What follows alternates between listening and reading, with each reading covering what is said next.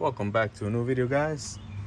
Today we're gonna be working on the Mazda 3 and we're gonna be cleaning the throttle body. So step one is to have access to the throttle body. So we're gonna remove these plastics out of the way so that we can have access to the throttle body. It's very easy. This one is missing the clip. It's right here. But if it had a clip, all you gotta do is remove the clip, move it to the side, and now we have access to the filter housing, the air filter housing right here. Mass airflow sensor connector. So what we're gonna do is disconnect that mass airflow connector. We're gonna remove this hose right here by squeezing the blue tabs and pulling it out, like so.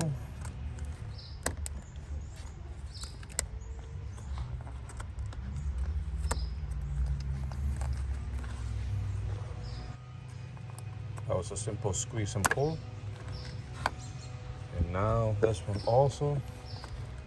You squeeze and you pull. And now what we're gonna do is we're gonna remove the tabs here around the air filter housing. And we're gonna remove that. Oh, but we gotta remove the clamp too. That's a 10 millimeter.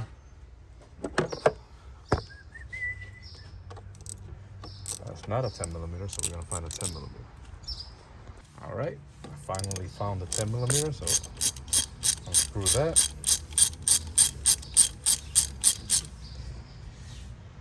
Once you have that release, now we gotta take the cover off. And that cover comes with the hose.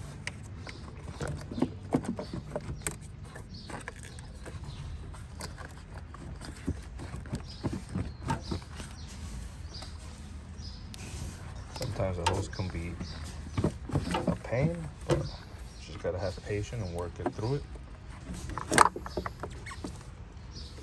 It comes right out. Make sure you don't rip anything. At this point, it's a good idea to inspect the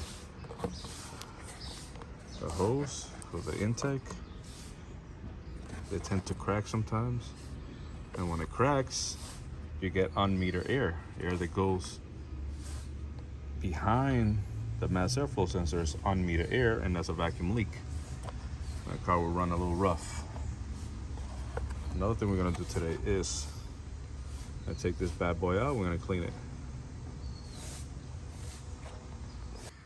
All right, the next step is we are going to remove the electrical plug on the throttle body. There's the throttle body right here. We're gonna pull on this tab, the red tab, and we're gonna squeeze and pull. Move that out of the way.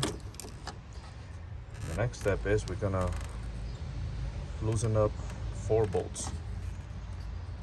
Yep, 4 bolts, and we're gonna be able to have access to the back of the throttle body and the front for the cleaning purpose.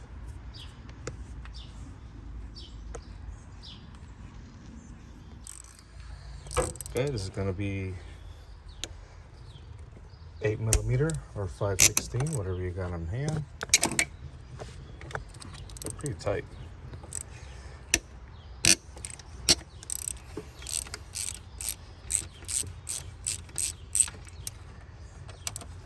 What we want to do is be able to have access to the back of the throttle.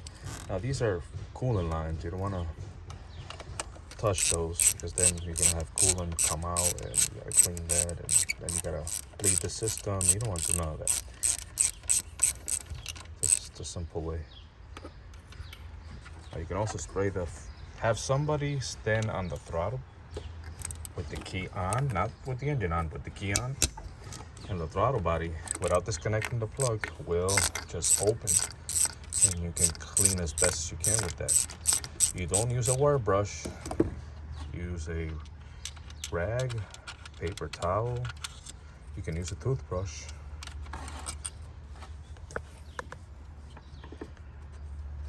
And you can do that too. Or you can still use the toothbrush or a paper towel with throttle body somewhat removed, so you have access to the back. and do a better cleaning. And that way you can take it, because we all clean the front and the sides, but better if you clean the whole thing.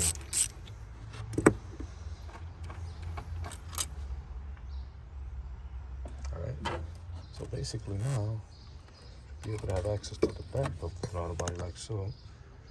You can clean the back, you can clean the front, and you're gonna use throttle body cleaner like this one right here, or any brand, it doesn't matter. And you're gonna just spray it down and clean it. Get yourself a clean rag, not a dirty rag like this one. You gotta get a clean rag like this one. Spray it down and clean it, that's basically it.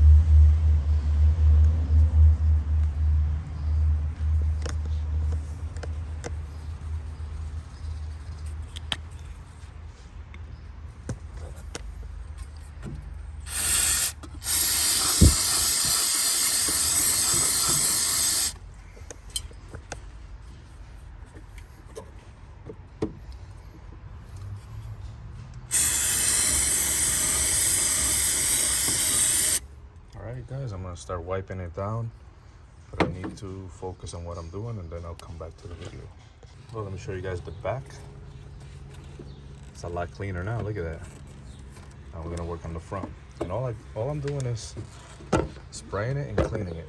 Spraying it and cleaning it, okay? Nothing to it. There's nothing to it at all. Spray it, most of the carbon just dissolves, and you just clean it.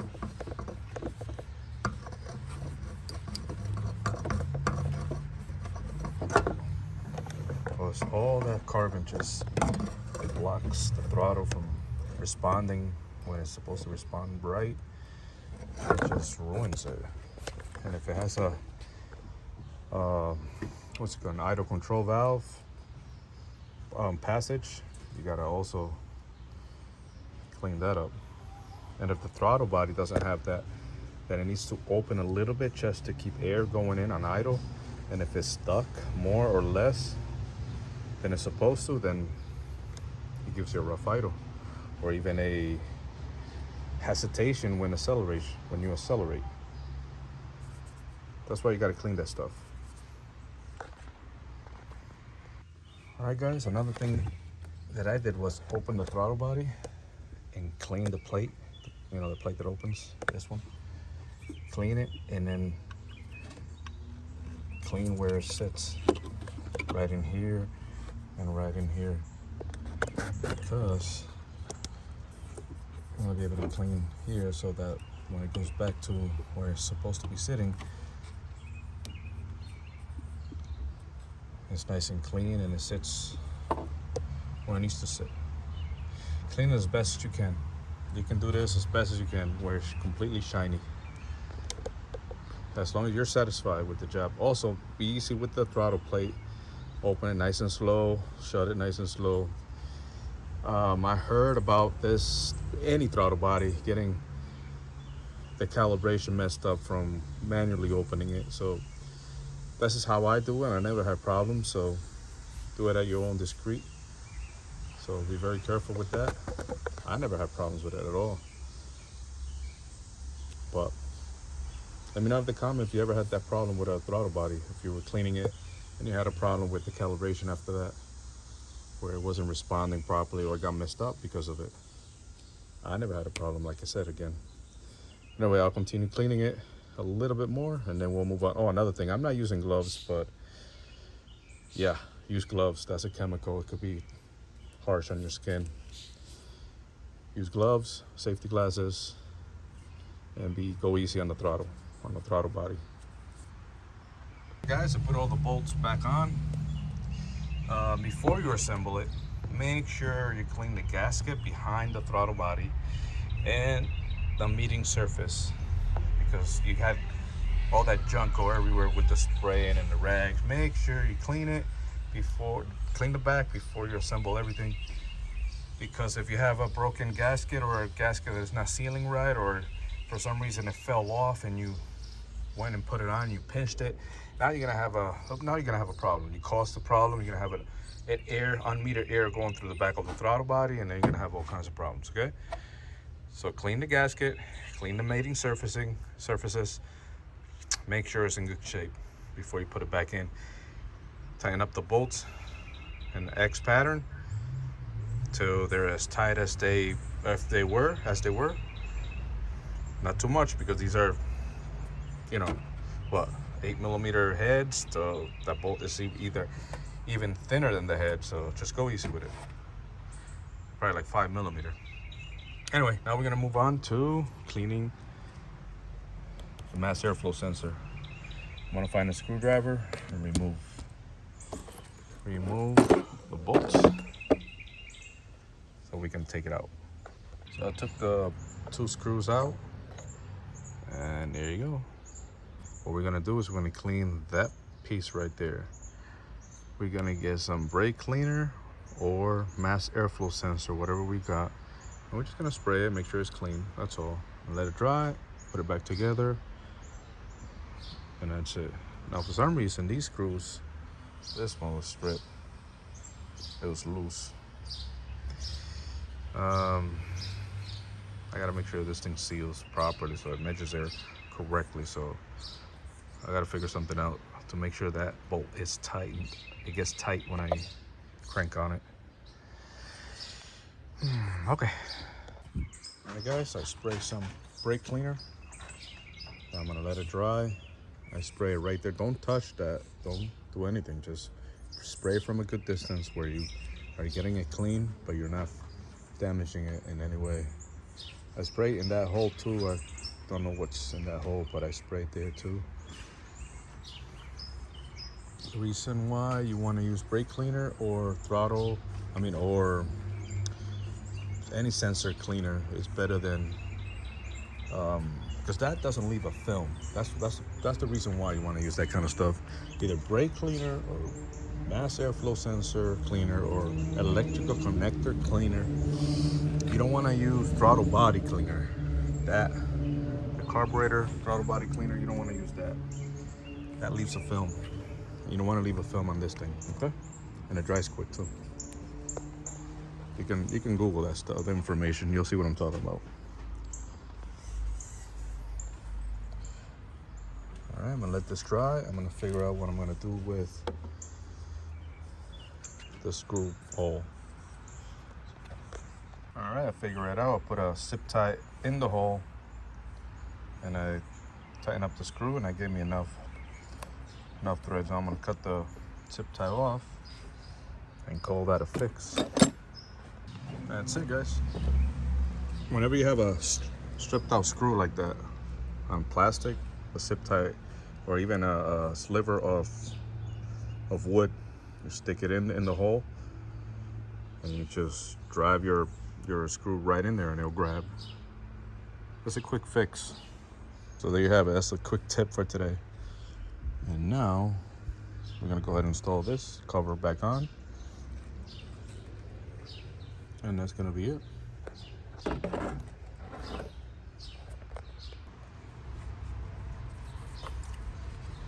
And you just gotta work it. Make sure you don't get anything tangled up. Get the hose where it needs to go.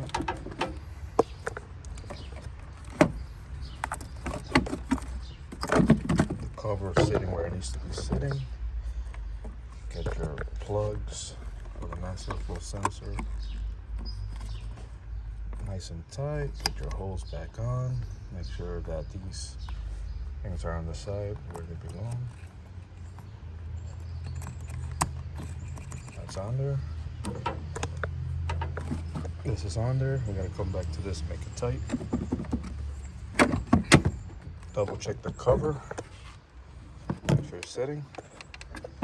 I'll go ahead and put your clips back on.